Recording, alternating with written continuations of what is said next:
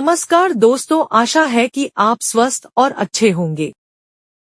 आज मैं आपके लिए एक कहानी लेकर आई हूँ जिसका नाम है चील की कहानी। एक प्रेरणादायक कहानी है। एक पहाड़ी पर ऊंचे विशाल पेड़ पर एक चील का घोंसला था। उस घोंसले में 4 अंडे थे।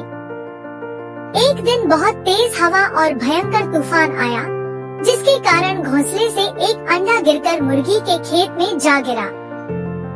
मुर्गी ने वह अंडा देखा और अपने अंडे के पास रख लिया।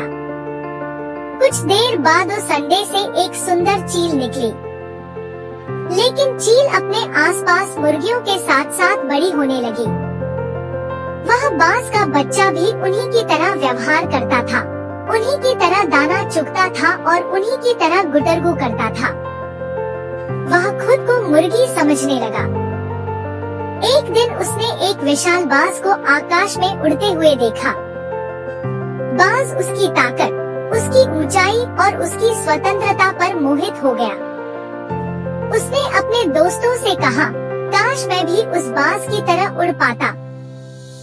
मुर्गे हंसे और बोले, तुम चील नहीं हो, मुर्गे हो। मुर्गों की तरह जियो और जमीन पर चलो। यह सुनकर बाज के बच्चे को दुख हुआ, लेकिन उसने स्वीकार कर लिया कि वह बाज नहीं है और कभी उड़ नहीं पाएगा। इसी विश्वास के साथ वह मुर्गे की तरह जीता रहा और एक दिन उसकी मृत्यु हो गई। उसे कभी नहीं पता था कि वह एक बाज है और आसमान की ऊंचाइयों तक उड़ सकता है।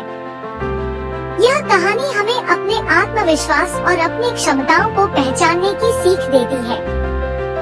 कई बार समाज और हालात हमें हमारी असली पहचान से दूर कर देते हैं, लेकिन हमें अपनी असली पहचान समझनी चाहिए और अपने सपनों को पूरा करने का प्रयास करना चाहिए।